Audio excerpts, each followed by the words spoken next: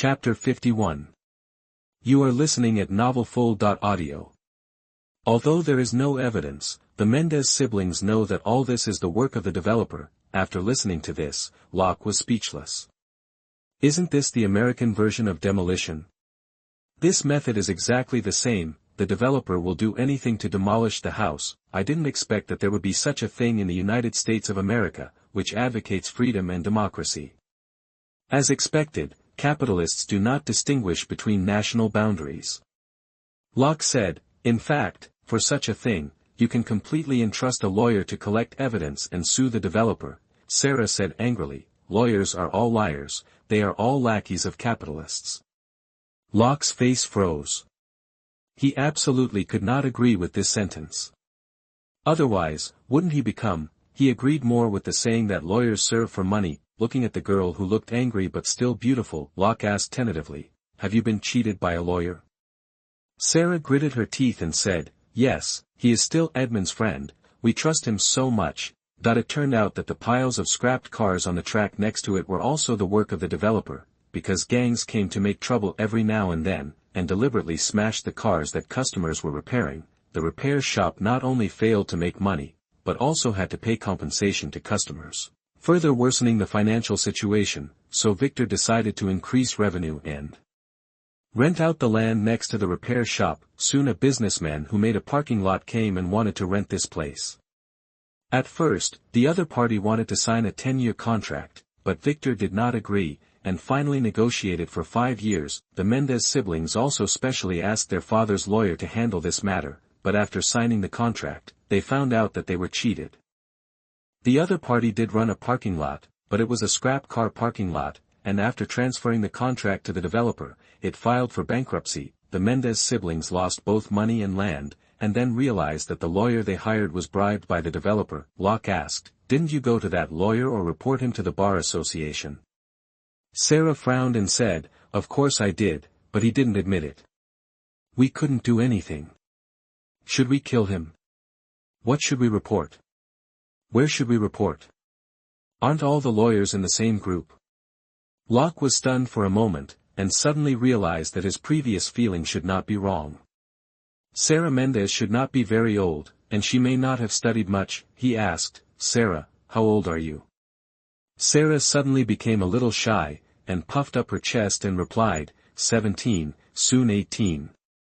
Locke suddenly realized that she was a minor. How did she grow up like this? She must not have been in high school. Maybe she dropped out of junior high school. She is a complete scumbag. He was embarrassed to ask Sarah about her education, so he asked Victor's age and was stunned. Victor Mendez and the big black guy Reed were only 19 years old. He always thought they were at least 25. How come they look so mature? Locke couldn't help but feel a little sympathetic to the brother and sister. When they were cheated by the developer, Victor Mendez had just become an adult. One can imagine what the brother and sister have experienced in the past 2 years. He glanced at the stairs and asked, is the lease contract still there? Can you show it to me? Sarah blurted out, of course. Then she got up and opened the safe in the corner. Seeing that Victor, who was hiding at the bottom of the building, did not say anything to stop him, Locke continued, I want to take a photo and ask my lawyer friend if there is any way to help you. Sarah handed the contract to Locke and said, no need to take a photo, just take it away. Locke was speechless. With this IQ, it's no wonder they were cheated. It seems that the brother and sister are not very smart. He saw a printer on the office next to him, so he asked Sarah to make a copy. While Sarah was copying the contract, Locke said to the stairs, next time those gang members come to make trouble, I suggest you call the police. These people have guns. Victor knew that Locke had discovered him, so he didn't hide anymore. He walked up the stairs and said coldly, we called the police at first, but Martin, that bastard, was released soon, and the police were bribed by that black-hearted capitalist. Locke frowned and asked, has he been released on bail? He suddenly felt that he should accept Tom Burton's invitation, so that he could get some information about the West Canyon Police Department from him. Fortunately, the other party left him a business card. Victor had a blank expression on his face and shook his head, I don't know either, so I didn't call the police later. I just used our own way to deal with these bastards. They didn't dare to shoot us. Martin is just the leader of a small gang, and Edmund has a relationship with Mario. Locke looked at Victor in astonishment, his expression suddenly became serious. He didn't expect they are actually related to Mario Pierce. Mario Pierce is the largest South American gangster in Los Angeles. His strength is mainly in the east of Los Angeles. He runs drug trafficking, smuggling, arms and other businesses, and is deeply involved with Colombian drug lords. Victor saw Locke's face change, and hurriedly explained, although we know Mario, we have never done anything illegal, and we have never even met him. It was Boss Mario who said that we are protected by him. Locke breathed a sigh of relief. If the Mendez brothers and sisters were involved with Mario Pierce, he would not have any disputes with them. At this time, Sarah handed over the copied contract and said nervously, Edmund also warned us not to contact Mario. Locke took the contract and asked Victor, can you lend me a set of work clothes? Victor asked puzzledly, what do you want to do? In the maintenance workshop, Victor stood aside with a gloomy expression, and said unhappily to Ryder who was dumbfounded next to him, I will still charge. Just now, Locke rechecked the engine and found several problems, and solved them easily. He also reprogrammed a system for the original turbocharger system of the Raptor, which increased the compression ratio by 25%. He also specially designed a plan for assembling air shock absorbers. The F-150 Raptor cannot be directly equipped with air shock absorbers.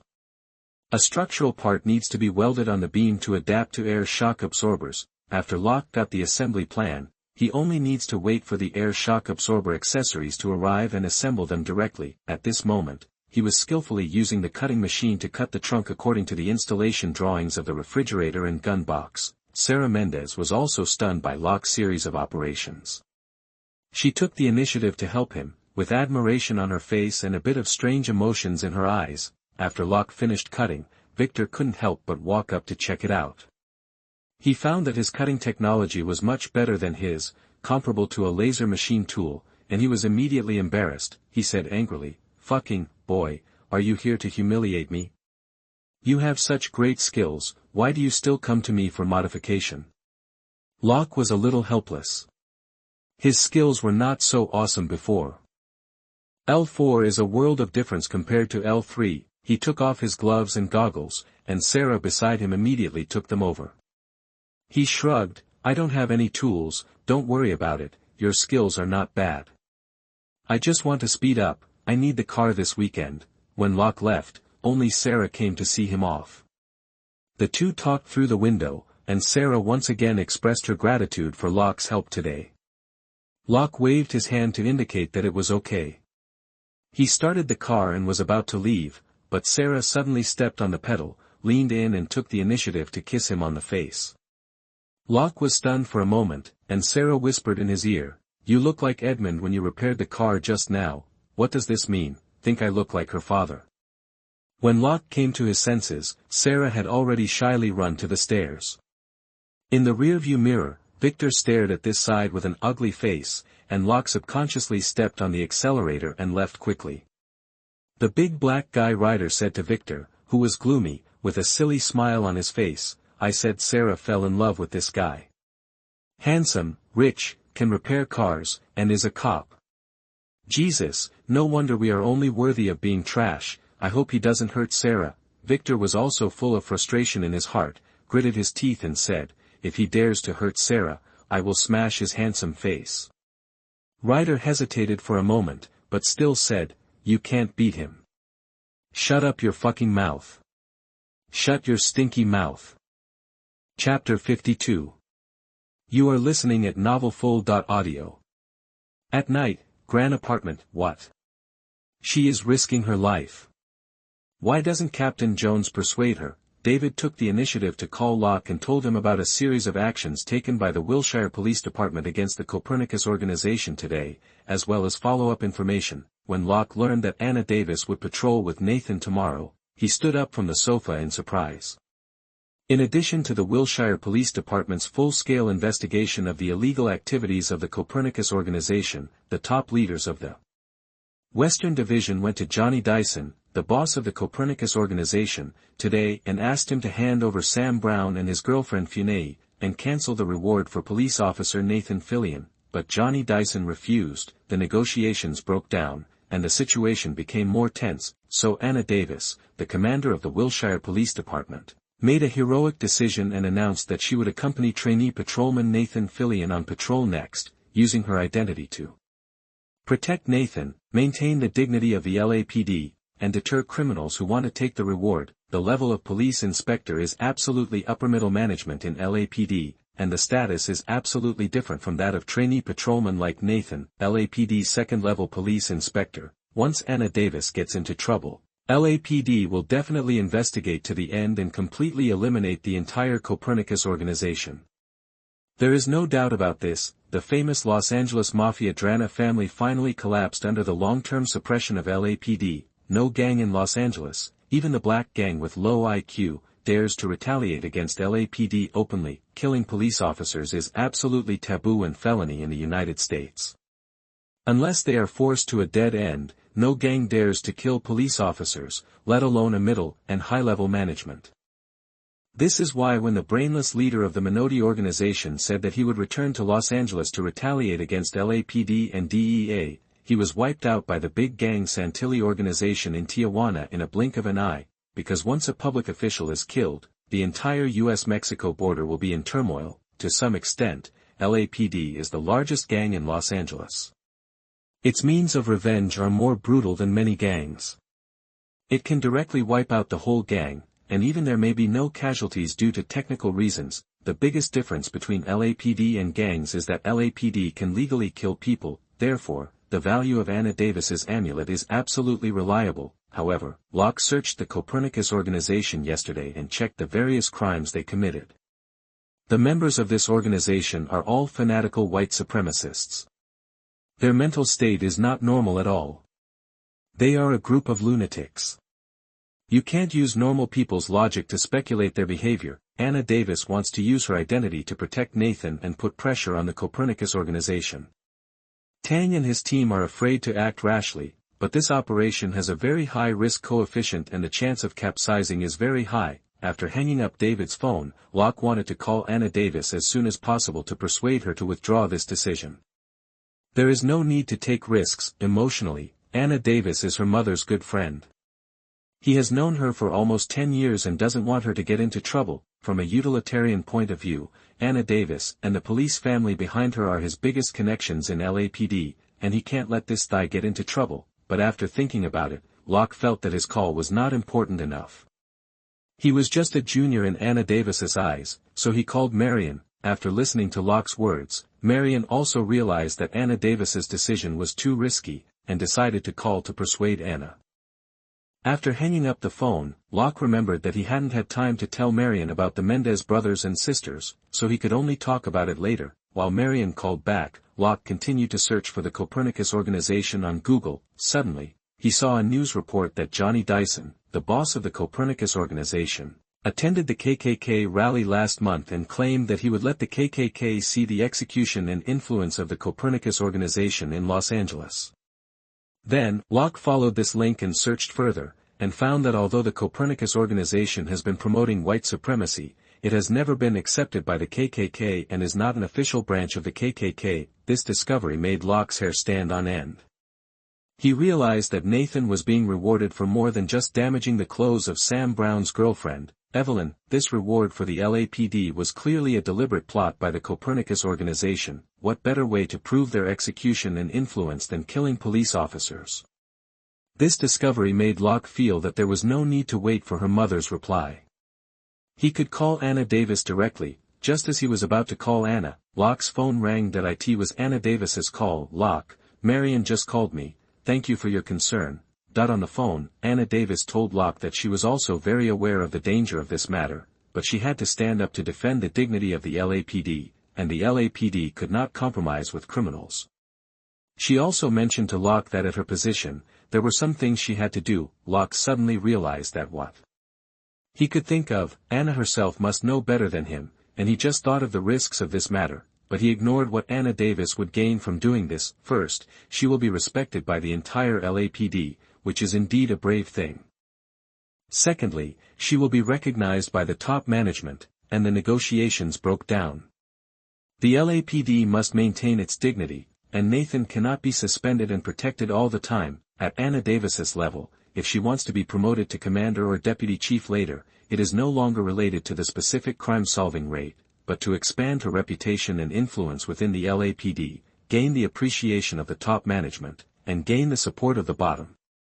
Locke already knew that Anna Davis would not be able to withdraw this decision. After hesitating for a while, he told her what he had just discovered. Anna Davis was silent for a long time and said, "Locke, this matter can't be reversed. Thank you for your information. I will be more careful." Locke already had a plan in his heart and comforted her. "Captain, I won't let anything happen to you." Marion called just after he finished talking to Anna Davis. "Locke, Anna told you everything." Compared with the implicitness in Anna Davis's phone call, Marion's call was much more straightforward, and she gave Locke a political lesson directly. She told Locke that Anna Davis was in her position and had to stand up to expand her reputation and influence in the LAPD. This matter also concerns Anna Davis's political future, and the benefits outweigh the disadvantages. Even if there are risks, it is worth a try. Locke hesitated for a while, not wanting to worry Marion, so he didn't tell her about his new discovery. This time he remembered the contract that said the Mendez brothers and sisters were deceived. After hearing this, Marion asked him to send a copy of the contract over when he had time, as she needed to look at the terms first. However, it was certain that the lawyer violated professional ethics and basic lawyer practices and did not protect the interests of the employer. Chapter 53. You are listening at novelfull.audio. After hanging up Marion's phone, Locke immediately called Captain Jones. On the phone, he expressed his concern about Chief Davis patrolling with Nathan, and told him about his discovery of the reconciliation between the Copernicus organization and the KKK. He said solemnly, "Captain, I suspect that the Copernicus organization's bounty on Nathan is intended to show the KKK their execution and influence in Los Angeles." Captain Jones' voice changed immediately after hearing this, and he hurriedly said, "I will report to the captain immediately and cancel tomorrow's patrol." Captain. Locke interrupted Captain Jones. "The entire LAPD in Los Angeles is paying attention to this matter now. The arrow is on the string. It is impossible for the captain to cancel the patrol. The sudden cancellation of the patrol will not only affect her reputation, but also the reputation of the Wilshire Police Department. He can be regarded as learning and applying it now. After all, he is Chinese in his bones, and the Chinese have never lost in terms of strategy." Captain Jones panicked and asked, "What should we do?" Locke suggested, "Since we have discovered the conspiracy of the Copernicus organization, can the detective department intervene in the investigation?" Captain Jones replied, "We are already doing this. We are already looking for Sam Brown and his girlfriend Funa, but Johnny Dyson hid them. However, if we can prove that they were premeditated, we can increase their charges." Locke asked, "Can we send SWAT to protect Captain and Nathan?" Captain Jones also calmed down at this time. He was silent for a few seconds and said, "Locke, if we send people to protect Captain and Nathan, then Captain's original intention of doing this will be damaged, and the dignity of LAPD will be damaged." Locke naturally understood that he was deliberately leading the topic here. The reason why Anna Davis announced that she would patrol with Nathan was to prove that LAPD was not afraid of any threats. She just wanted to use her identity to intimidate the Copernicus organization, betting that they would not dare to hurt her, and naturally saved Nathan. If the Copernicus organization dared not take action, the so-called reward would naturally become a joke. LAPD wins.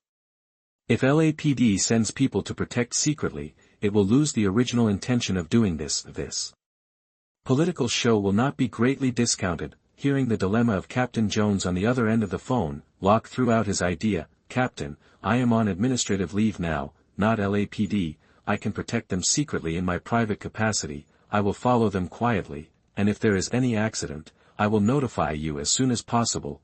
Okay, but don't tell Captain Davis about this." Captain Jones didn't think much about it, and immediately agreed, and reminded, "Locke, you must remember that you are on administrative leave now. You have no law enforcement power, unless it is absolutely necessary. You must not take the initiative to intervene." Locke promised, "Don't worry, I will never let them find me."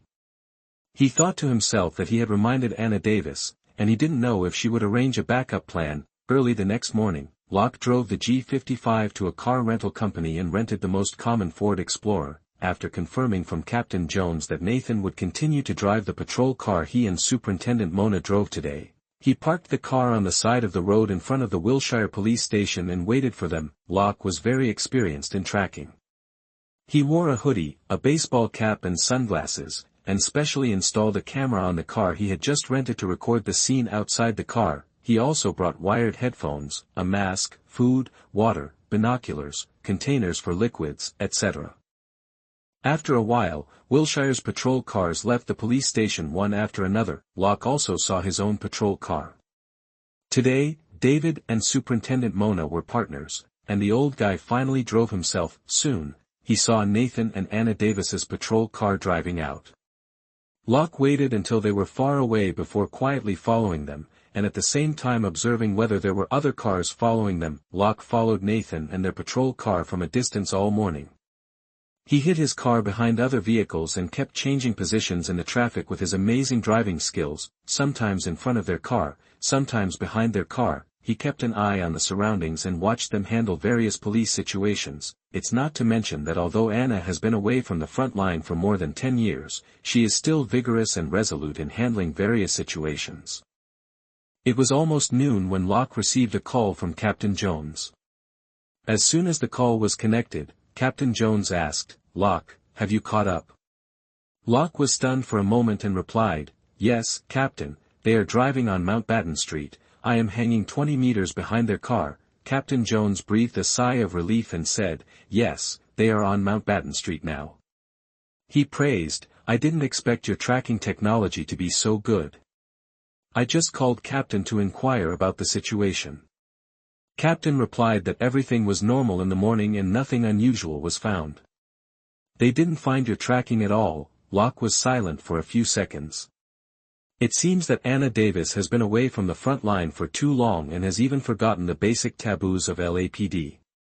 Everything was normal in the morning and nothing unusual was found. What about the afternoon? At lunchtime, Nathan drove the car to the Mexican restaurant they often visited. There were already 2 patrol cars parked in front of the restaurant, including David and Mona, and Randy and Elsa.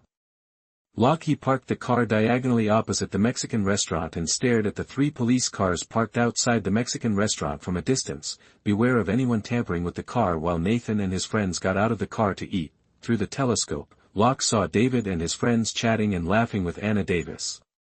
Randy didn't know what he said, but he made everyone laugh. This feeling was very novel, because he was supposed to sit with them, but now he saw this scene from another perspective. After a break after dinner, Nathan and Anna resumed patrolling, and Locke followed them from a distance as he did in the morning. Suddenly, the patrol car turned on the sirens and lights and accelerated suddenly. Locke's heart jumped. Knowing that it should be at least code 3 emergency, he also accelerated and followed. Soon, Nathan drove into a high-end community and stopped in front of a mansion with a yard. The gate of the yard was half open. This should be the address for calling the police. After Anna and Nathan got out of the car, they took out their guns and went into the mansion sideways. Shouldn't we wait for support to come and go in together? Just as Locke was hesitating whether to follow in to see what was going on, a white young man rushed out of the mansion, got into the patrol car, and quickly drove away. Locke's heart sank. It's over. Something happened. Chapter 54. You are listening at novelfull.audio. Watching the patrol car leave in a flash, Locke immediately put the earphones into his ears, dialed Captain Jones's phone, opened the car door, pulled out the Glock G19 from his waist and rushed into the mansion. As soon as the call was connected, Locke immediately reported the matter. "I'm going in to check the situation now. Please send reinforcements immediately," Captain Jones said anxiously. "Received. Reinforcements are coming soon. Don't hang up, keep the line open." Copy. Locke took small steps sideways, concealed his figure, and carefully touched the door of the mansion, but he didn't expect that after listening at the door for a while, there was no movement inside. He hesitated for a moment, pushed the door and walked in, and found that there was no one in the mansion. However, through the messy footprints on the floor, he found that at least 8 people had just appeared in this room. Locke's heart sank, and he followed the footprints all the way to the back garden of the mansion. There was a back door in the back garden, and there were traces of vehicles parked at the door, 2 cars, 1 sedan and 1 SUV, according to the tire marks. He could even smell the exhaust of the car, leaving for no more than 30 seconds. Damn. Anna and Nathan were caught and moved by the other party. This is definitely a master. Anna and Nathan were subdued and taken away by the other party without any resistance, and the other party is extremely efficient, which is definitely not something a gang can do. Anna and Nathan went in to check and found that they were kidnapped and taken away, and it took no more than 2 minutes. Locke turned and ran to the door, while running, reporting the situation to Captain Jones, asking him to immediately check the nearby cameras and find the 2 cars that had just left. When he arrived at the gate of the yard, Locke heard the sirens of the police car and knew that it should be the reinforcements responding to the previous Code 3 police situation. Locke did not plan to wait for them. He returned to the car and drove the car to the road behind the mansion, trying to track the traces of the 2 cars, but he had to give up soon. The car would indeed leave tire marks if it stopped for a long time, but once on the road, it will immediately overlap with thousands of traces on the road. Even if he has level 3 trace learning, he can't follow the footprints on the road while driving. In this luxury residential area, the roads are connected in all directions, and Locke lost the trace of the car in a short time. Locke parked the car in the middle of the road and fell into unprecedented confusion and panic. He vowed to Anna Davis last night that he would not let her get into trouble, and he was full of confidence, but now, he has lost Anna Davis and Nathan. Locke seemed to be slapped hard, and his face was hot. In an instant, he had a clearer understanding of his abilities, and his arrogant and vain heart, which had become arrogant because of the acquisition of the system, was instantly shattered. Locke took a deep breath and tried to calm himself down. He asked Captain Jones, "Captain, did you find any information about the vehicle? Also, the police report on the mansion B-22-36 is obviously a trap, and the police call, Captain and Nathan were taken away so quickly. It is not something that ordinary gangs can do," Captain Jones said in a deep voice. "Locke, I just checked the cameras that merge into the nearby highway, and I didn't find the 2 cars you said leaving this area." Locke asked, "Is it possible that the 2 cars left separately?" Captain Jones rejected, "No, it's working hours now.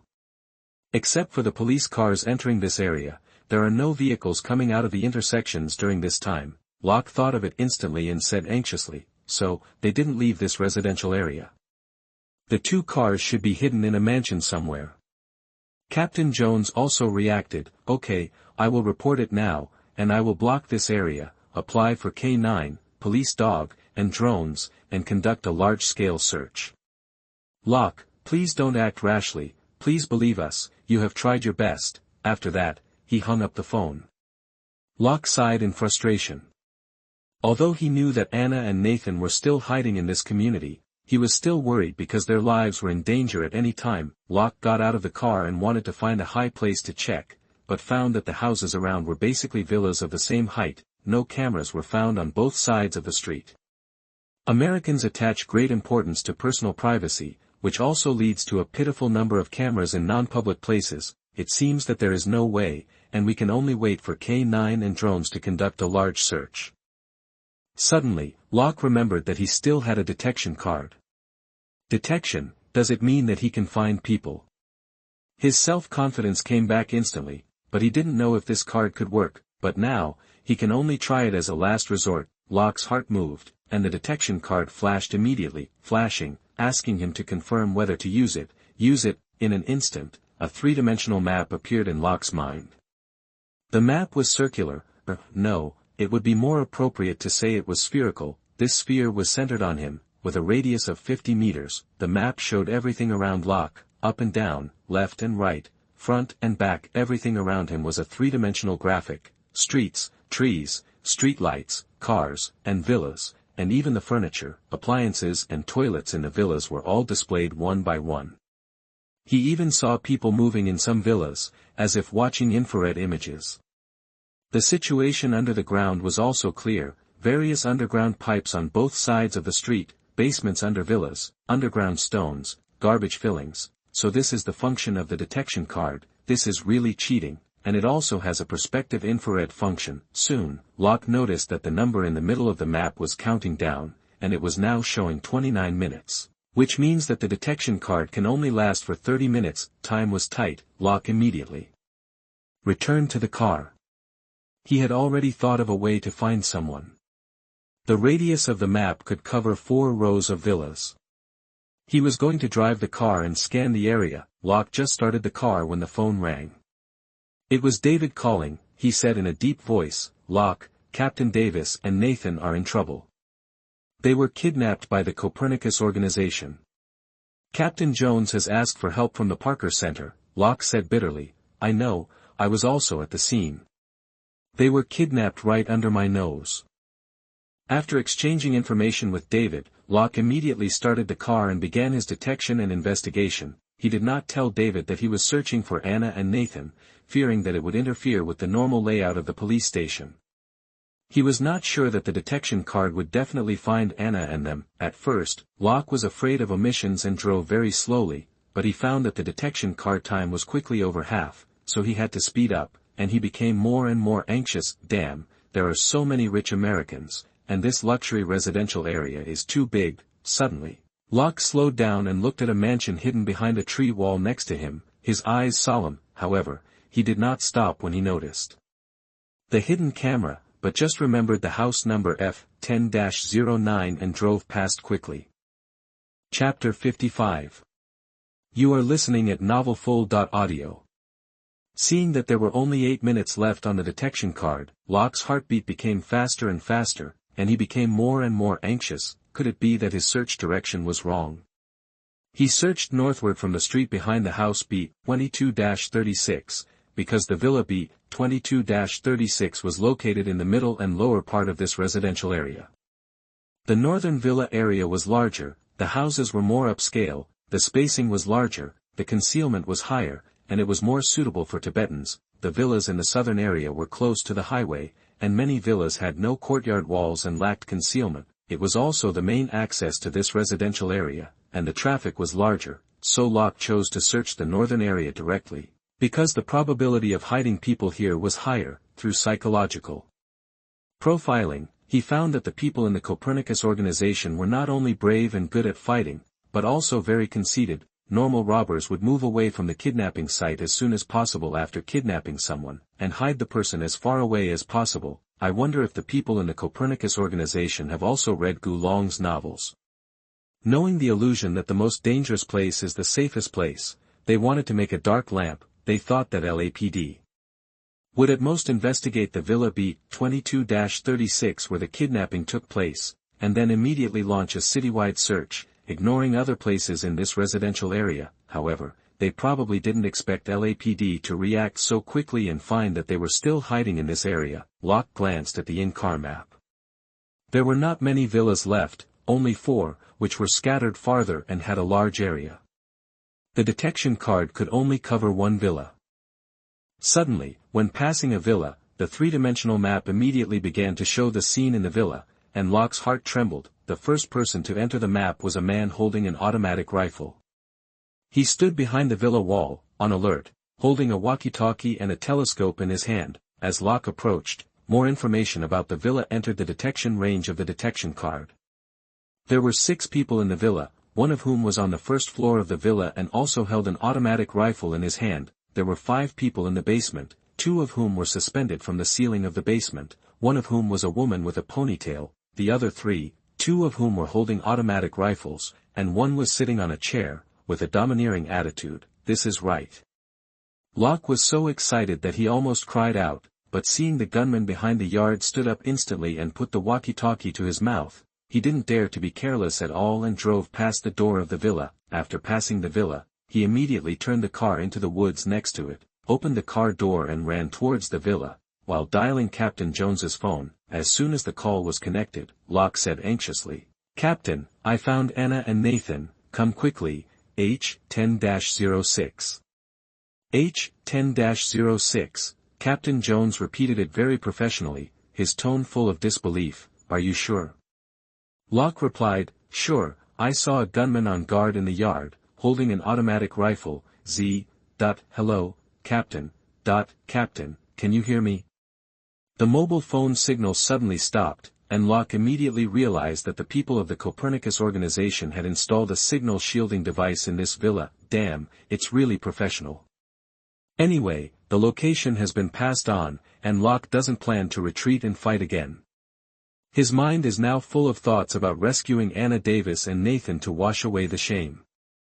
With the three-dimensional map of the detection card, Locke easily climbed into the villa from the blind spot of the alert gunman, and then slowly approached the gunman. He must deal with this gunman, otherwise, when Captain Jones brings people, there may be casualties. Locke hid behind a tree, staring at the gunman who was monitoring the road outside by the courtyard wall, with a solemn expression. Because the gunman in front of him was burly, wearing a black hood, fully armed, and all standard equipment. He was holding a SCAR rifle in his hand, with a scope and a silencer, which was no different from the American Special Forces on the battlefield in Afghanistan. No wonder this group of people could easily subdue and kidnap Anna and Nathan. It turned out that they were all retired Special Forces. Locke hesitated to take action, not because of fear, but because there was a gunman in the villa standing in front of the window staring at the gunman. This is a typical military alert mode, serial sentries, so he needs to wait for an opportunity. Suddenly, Locke saw from the three-dimensional map that Anna and Nathan in the basement were not in a good situation. Nathan was being beaten with a rifle handle, and Anna was being held to her head with a pistol. No, I can't wait any longer. Just when Locke was ready to deal with the gunman in front of him regardless of the consequences, the gunman in the villa actually left the window and walked towards the bathroom. It was a godsend opportunity, and he would naturally not miss it. Locke had already accumulated strength, and in one step he jumped out from behind the tree where he was hiding, flashed behind the gunman, and broke his neck with lightning speed. With a click, the gunman was limp before he could struggle. L3's mixed martial arts. Killing people is as easy as killing chickens for him. Locke dragged the gunman behind the tree, quickly took off his bulletproof vest and tactical vest and put them on, then picked up the SCAR rifle and ran towards the villa at the fastest speed. Locke had just run into the villa when the door of the bathroom opened, and a man dressed like him walked out. Seeing Locke, the gunman was stunned for a moment, and subconsciously asked, "Thomas, what are you?" "That Bayou." Locke shot the gunman in the neck twice in a row, and the gunman fell to the ground. He did not stop, and immediately ran to the entrance of the basement. In the basement, Anna Davis and Nathan were both hanging under the ceiling, and Nathan had been beaten to breathe less and more. Although Anna Davis was pointed a gun at her head by Sam Brown, she was still very brave and not afraid at all. She still threatened loudly, "Didn't Johnny Dyson teach you to recognize the rank of LAPD? Open your eyes and look at my rank. Do you know what consequences your behavior will bring to the Copernicus organization?" Sam Brown is a white man in his 30s with golden hair. He looks crazy. He hits Anna's head with the Colt M2000 in his hand and sneers, "So what if you are the director of LAPD? What, do you still expect LAPD to save you? Forget it. In my opinion, LAPD is as stupid as a dog." Nathan next to him suddenly he raised his head, blood on the corner of his mouth. "Let Captain Davis go. This matter is caused by me. I am willing to take responsibility for everything." Sam Brown laughed wildly, took out his mobile phone, and said to Nathan, "Very good, then you apologize to Avna. As long as you can get her forgiveness, I will let you go." Nathan hurriedly said, "Okay." Nathan, don't believe him, he has been planning to kill the police for a long time. Your case is just a trigger. Anna Davis interrupted Nathan's words. She apologized. "Sorry, it's my fault." She stared at the direction of the stairs in disbelief. Sam Brown realized that something was wrong, and fell down before he could turn around. Bayou. Chapter 56. You are listening at novelfull.audio. Because all three of them were wearing bulletproof vests, Locke chose to shoot them in the head directly this time, 1 shot per person, and the 3 shots took no more than 1 second. Anna and Nathan were close to the kidnappers, and some gray stuff splashed on their faces. "Anna, are you okay?" "Nathan, hold on, I have notified Captain Jones, and support will be here soon." Locke pulled out a dagger from the body next to Anna Davis, cut the rope hanging Anna, and also introduced the situation outside. After rescuing Anna, the two rescued Nathan together. Nathan was seriously injured and could not stand up, so they had to put him on the ground. Anna Davis had a strong psychological quality and wiped it directly on her face, but Nathan couldn't help vomiting twice when cleaning. Anna Davis looked at Nathan guiltily and asked Locke, "Where's your phone?" "Contact an ambulance for Nathan," Locke replied. "The villa is blocked, there is no signal." At this time, Anna Davis's face suddenly changed. Locke thought she was uncomfortable, so he supported her and asked, "Anna, are you injured too?" Anna Davis stared at Locke with a serious face and said in a deep voice, "Locke, leave here first." Seeing Locke puzzled, she said hurriedly, "You are on administrative leave, you have no law enforcement power, leave first, I will find a way to deal with the rest." Locke was shocked and his hair was numb. Damn, he was just thinking about saving people, how could he forget this matter? Captain Jones also emphasized this to him before. "If I had known earlier, I would not kill people." Locke instantly rejected this idea. Killing them with one shot is the best solution. These people are retired elite soldiers with automatic rifles in their hands. If they are just injured but not dead, the risk is too great and cannot be taken. Although he was trying to save people, he would definitely be prosecuted for killing 5 people in a row without the power to enforce the law. It's not the kind of prosecution that goes through the procedures, but a real prosecution. If the police are not doing their job properly, they will have to go to jail. Locke looked at the map on the detection card and saw that there was no movement outside and the support had not arrived, so he immediately prepared to leave. Anna Davis said again, "Take away all the weapons you have used." "Don't worry, I will find a way." Locke picked up the scar and the military dagger that he had just used on the ground, glanced at Anna and Nathan who was looking at him gratefully, and ran quickly to the bottom of the building. Anna Davis watched Locke leave, picked up an M16 from a corpse, returned to Nathan, and said, "Nathan, you didn't see Locke, just say you fainted and don't know anything, I will deal with the rest, understand?" Nathan glanced at the gun in Anna's hand, nodded and said, "I understand, I fainted and don't know anything." Anna Davis naturally noticed his little action and was a little speechless. Was he worried that she would kill him? This guy must have watched too many movies. It seems that the injury should not be serious. She sat down next to Nathan and apologized again. "Sorry, I got you into trouble this time." "Fortunately, everyone is fine."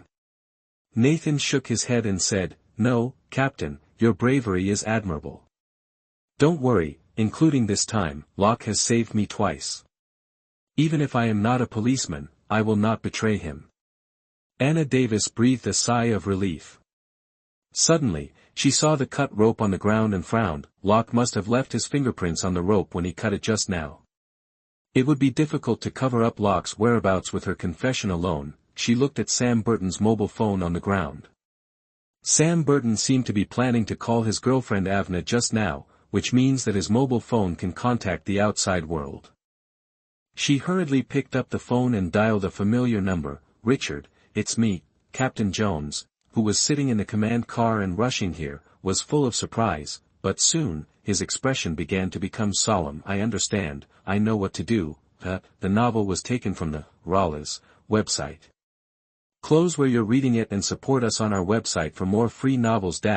After Locke left the basement, his brain was working frantically, recalling everything that had just happened when he entered the villa. He opened the door of the villa with his hands and wiped it off. Locke ran to the gunman's body by the courtyard wall again. It was a bit troublesome here.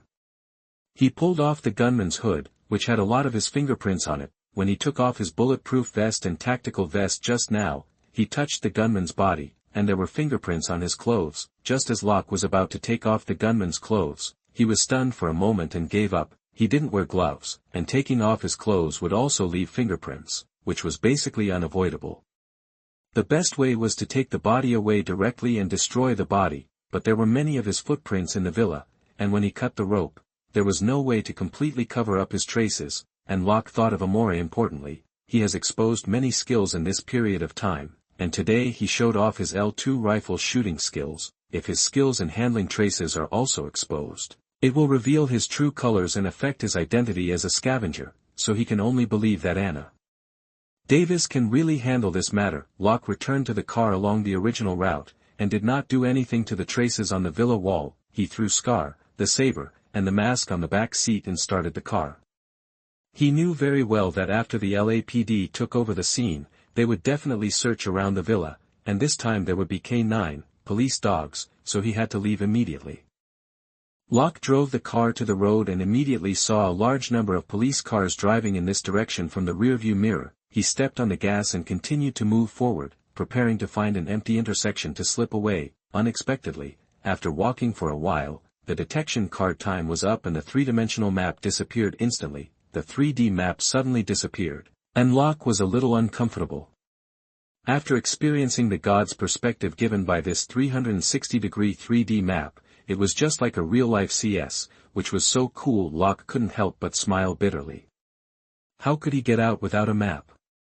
Without the map, he didn't know which intersection had loopholes. He turned his head and took a look at the things in the back seat. What should he do? 2 LAPD were kidnapped, including a superintendent. I'm afraid the entire LAPD has stood up. Support from other divisions should have arrived long ago, and the roads should be almost closed. Maybe find a place to hide in this area. At this moment, Locke's phone rang. It was David calling. 5 minutes later, Locke drove to an intersection and saw 6 LAPD officers checking vehicles in and out from a distance. David and Superintendent Mona were among them. The other police officers were unknown. They should not be from the Wilshire Police Department. Scar had been disassembled and hidden in the trunk storage box with the saber, but he was still a little nervous. When it was Locke's turn, David was about to walk over when Superintendent Mona suddenly called him and announced the lifting of the blockade. Locke breathed a sigh of relief, looked at the 2 people through the window, made an OK gesture, and drove out with the traffic. Chapter 57. You are listening at novelfull.audio. Beverly Hills. Locke was busy in the kitchen with Marion. On the weekend family day, Marion wanted Locke to make garlic ribs, so she asked him to practice again today. Just like last time, there was still a little flour on his apron, and he still looked embarrassed.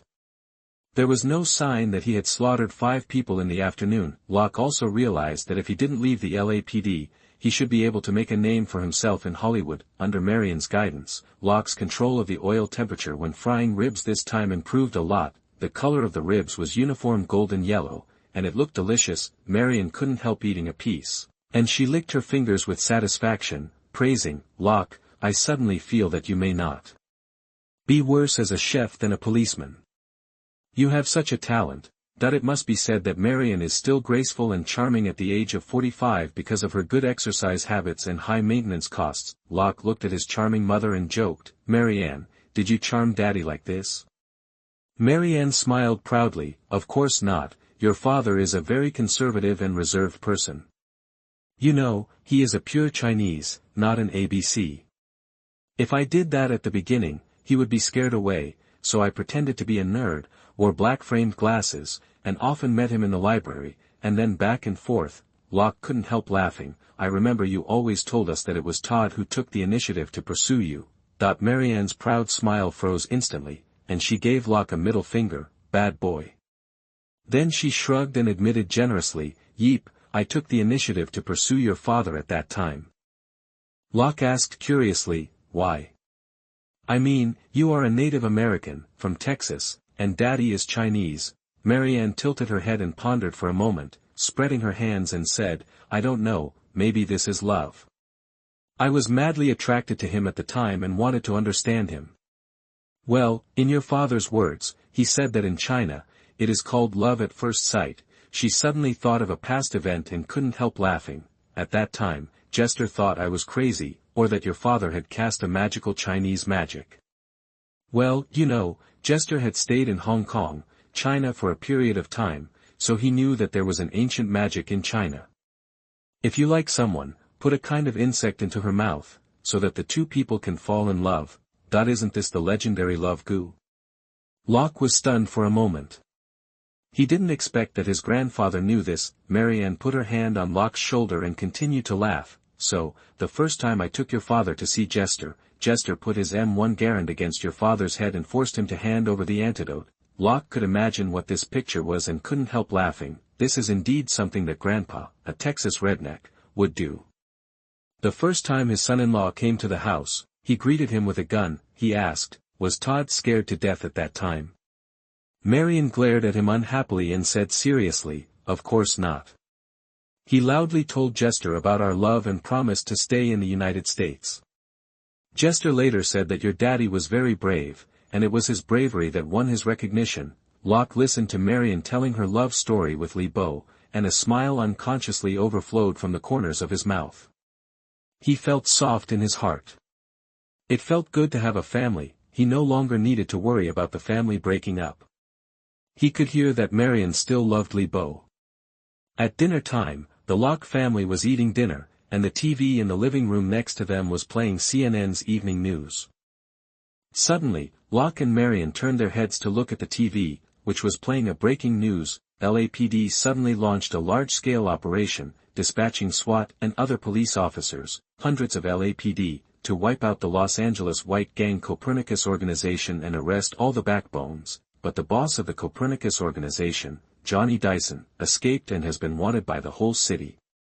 On TV, CNN helicopters hovered over the scene of the operation, and LAPD police cars were densely packed on the ground. All LAPD were fully armed, and the scene was solemn and cool. Locke regretted not participating in this operation, which was definitely a rare big scene for LAPD. Then the LAPD press conference was broadcast, and the spokesperson officially classified the Copernicus organization as a terrorist organization. He also reported the kidnapping and murder of the LAPD by the Copernicus organization in the afternoon, and proudly said that the kidnapping incident happened in a short time that in just half an hour. The LAPD cracked the case, the police officers were rescued safely, and 5 terrorists with automatic rifles were killed on the spot. When the news released the images of the 2 kidnapped police officers, Marion rushed to the TV and screamed, covering her mouth, "OMG, Anna was kidnapped this afternoon. Locke, send the phone over." Locke was also shocked. He didn't expect the LAPD to react so quickly.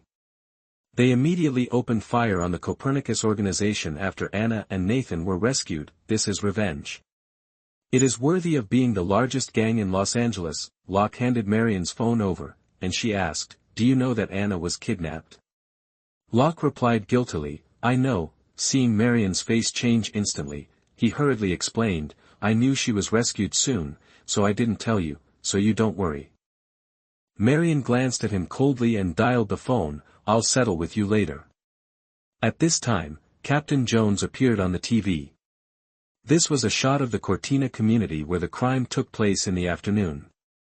It should be that after the rescue incident, LAPD was blocked by the media and had to respond to the case. A black female reporter grabbed the right to ask questions and asked sharply, why was LAPD able to rescue the 2 kidnapped police officers so quickly this time? This reporter definitely had ulterior motives when asking this, and the implication was too obvious.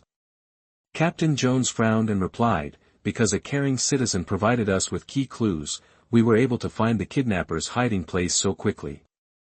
For the safety of this citizen, we will not release any information about him." Okay, that's it. Please pay attention to the LAPD press conference for the official announcement. Thank you. I still have a lot of work to do. Locke's mouth curled slightly. Caring citizen, it seems that Anna Davis has settled the matter. Suddenly, he felt a chill on the right side. He turned his head and saw Marion staring at him coldly. "Is there anything else you haven't told me?" Locke hesitated for a moment and was about to speak, but Marion raised her hand to stop him. "Don't say anything, Anna should tell me later, I believe her more now." Seeing Locke's puzzled expression, she continued, "Anna is on her way, she will visit us at home." Chapter 58. You are listening at novelfull.audio. Marion led Locke, Jet, and Hannah to the door to welcome Anna Davis and her family. Yes, Anna not only came by herself, but also brought her husband Jeff Davis and her youngest daughter Marcy Davis. However, these are not all members of the Davis family. Anna also has an older son, Henry Davis, who is studying law at Yale University. OMG, do you know how shocked I was when I saw the news on TV? This is too scary. I advised you not to take risks last night, but you insisted. Fortunately, you are intact now. That as soon as Marion saw Anna Davis, she hugged her tightly.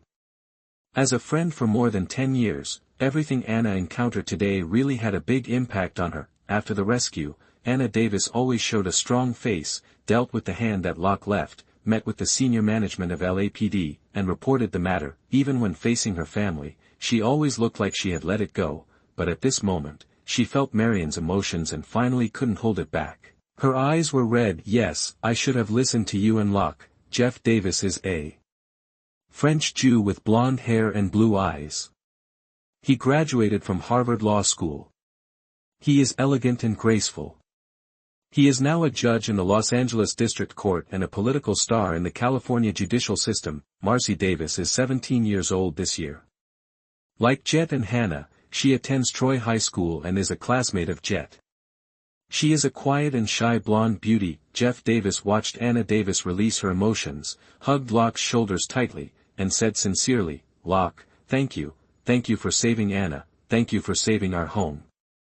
Locke smiled and said, "I promised Anna that she would be fine." Marianne took Anna's hand. Let's go in and talk, tell me what happened quickly." Before Anna Davis went in, she turned her head and said to Locke, "Nathan is fine, his internal organs and bones are not injured, but his abdomen is bruised."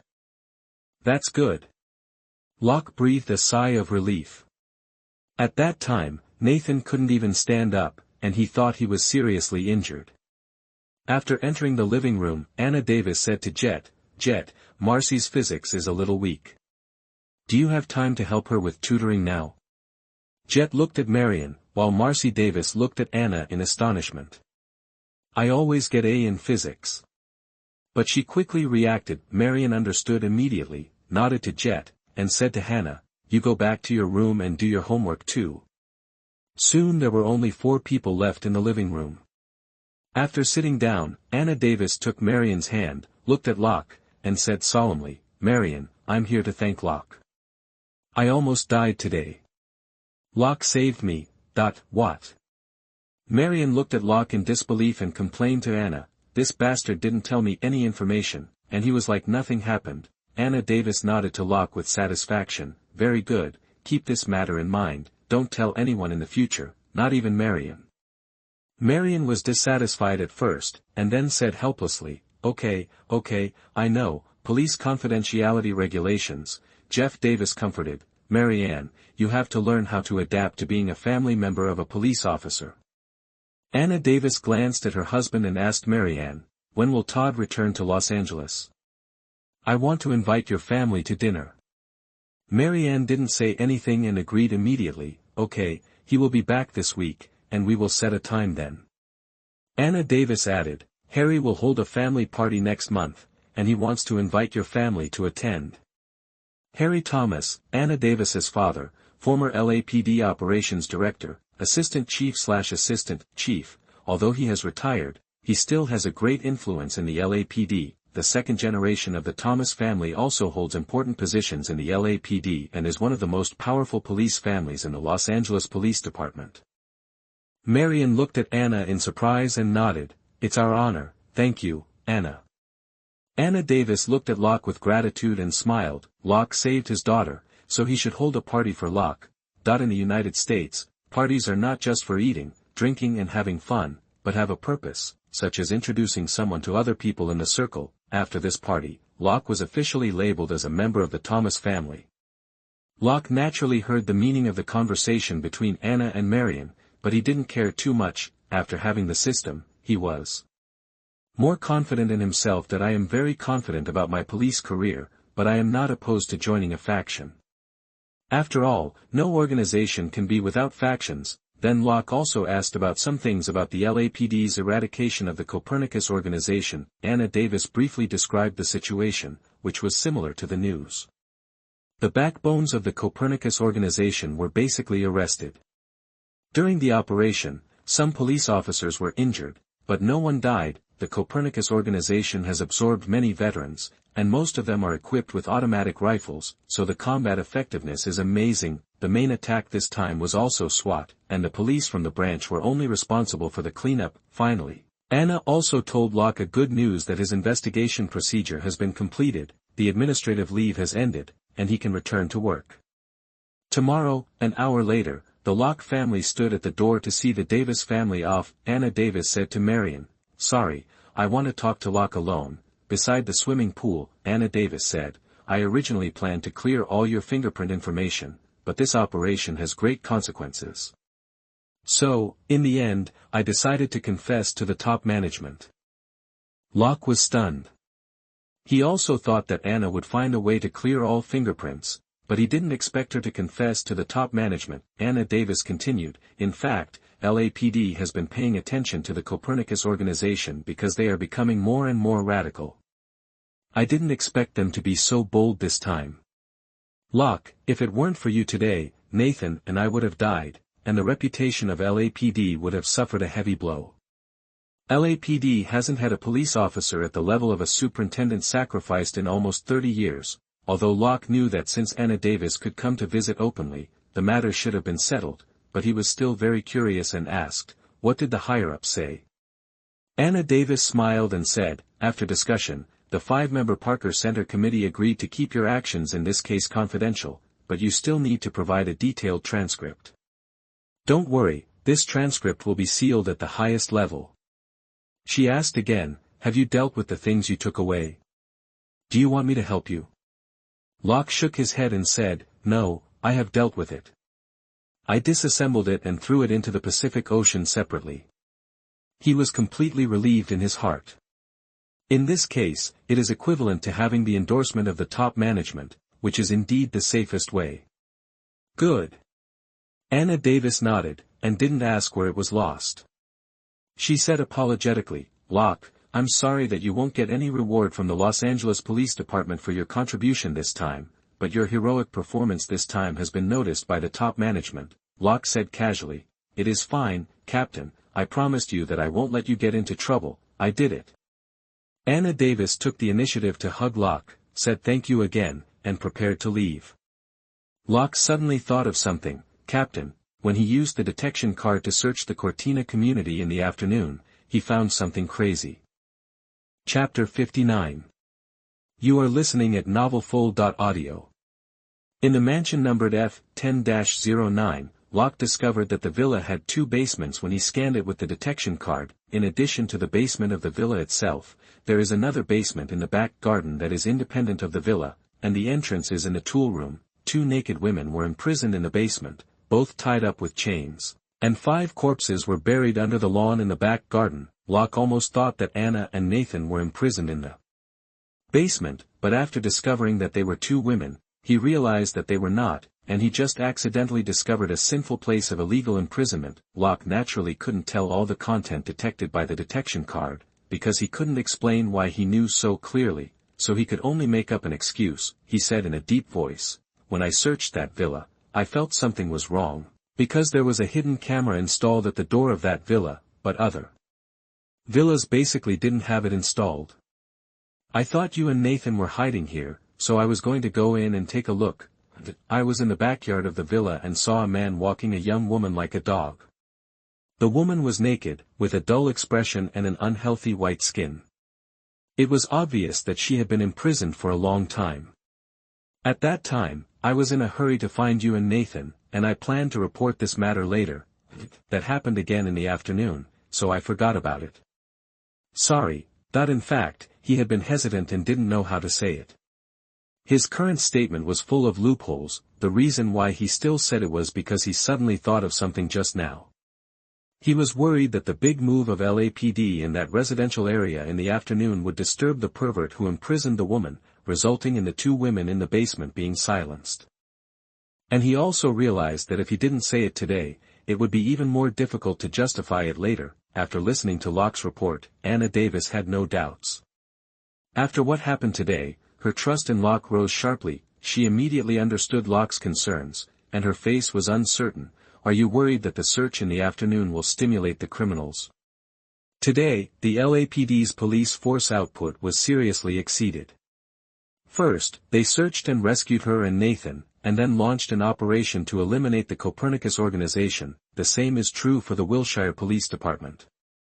Many police officers worked overtime very late, and the number of people on duty was limited. for this kind of sudden temporary action, it is extremely difficult to call the police to come back to work overtime. Locke nodded. Captain, the Wilshire Police Department urgently needs a case to reverse its reputation, and this case does not require a SWAT. Anna Davis quickly made a decision and said, Locke, in view of the shortage of police personnel, I now inform you to end your administrative leave early and return to the team immediately. Locke saluted. Yes, Captain.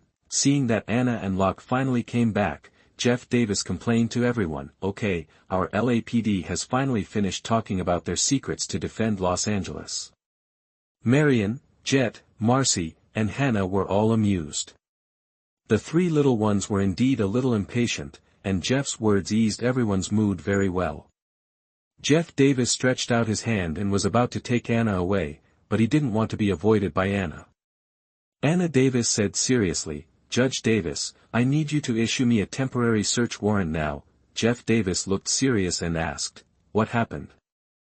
Anna Davis has a strong sense of confidentiality and does not want to talk about this case in front of the children.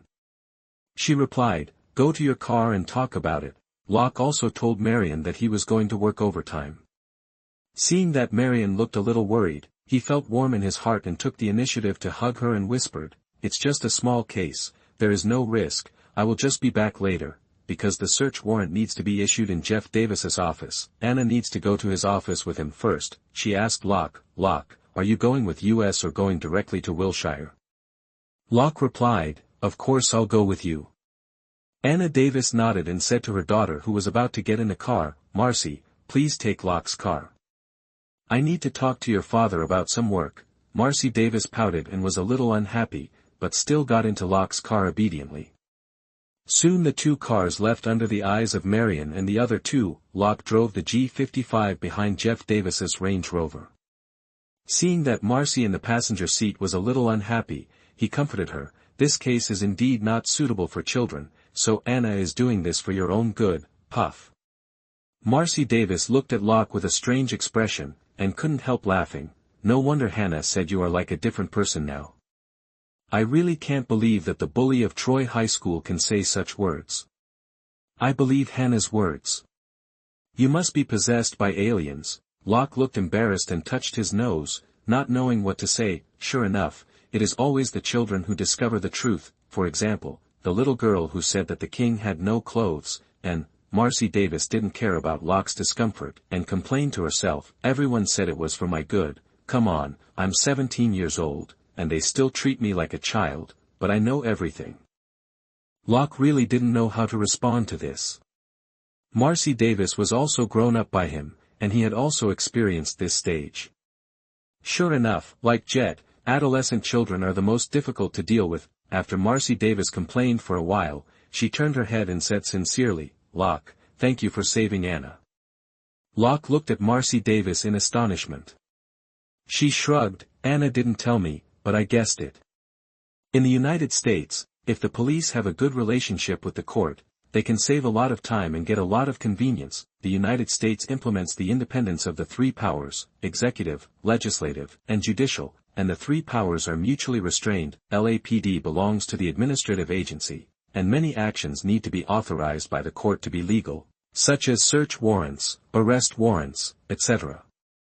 If Jeff Davis was not Anna's husband, it would be absolutely impossible for him to return to the court in the middle of the night to issue a search warrant for her, but if the situation was not urgent, Anna would not have such a request, because this operation was more or less illegal. After Anna Davis got the search warrant from Jeff Davis, she took Locke's car back to the Wilshire police station. Back to the police station, Locke went to the equipment department to get his police uniform and badge, and went to the gun room to get his stored guns.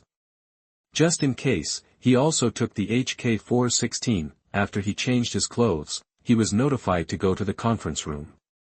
When he arrived at the conference room, he found that Anna, Captain Jones, David, Randy, Superintendent Mona, Elsa, and Thaddeus were all back, as well as a dozen colleagues on night shift. The map of the Cortina community was already on the drawing board, and the satellite map of Villa F-10-09 was also printed out. Captain Jones was explaining the case, and Locke was about to find a seat to sit down. But Captain Jones called him. Okay, let's see if Locke has anything to add. Chapter 60. You are listening at novelfull.audio. In the driving command car, Superintendent Mona introduced the owner of Villa F10-09, Elvin Marcus, 55 years old, owner of Marcus Construction Company, multimillionaire, 2 children, divorced 15 years ago. The children were awarded to his ex-wife, and he has been living alone. He has 4 cars, a Ferrari, a Lexus 570, a Tesla Model X, and a Ram 1500 pickup truck. He owns 3 properties in Los Angeles. Except for the villa in Cortina, the other 2 are luxury apartments. The villa in Cortina community is his permanent address. Anna Davis asked, "Has there been any news from the information department? Where is Elvin Marcus now?" When she mentioned the name Cortina, her expression was a little unnatural. The experience in the afternoon was a nightmare for her. She almost died in the Cortina community. As time went by, she felt more and more regretful and scared. Captain Jones replied, "It was just sent." Elvin Marcus drove a silver Lexus LX 570 today. The intersection camera in the Cortina community captured him going out at 9 a.m. and coming back at 5 p.m. He should be at home now. After saying that, he looked at Locke in confusion. Locke almost couldn't hold it. Damn, the car overturned. He looked calm, frowned slightly, and asked puzzledly, "If Elvin Marcus was out all day, who was the man I saw in the afternoon?" Locke looked shocked. He asked, "Is there a photo of Elvin Marcus?"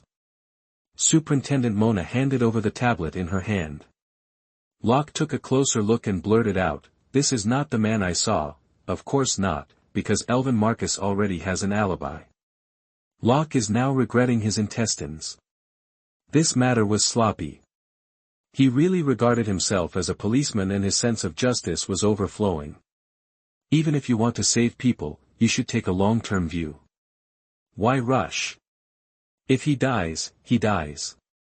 What does it have to do with him? This time, he has dug a hole for himself. Captain Jones frowned and said, "So there are other people in the villa?" "We'll know once we enter the villa."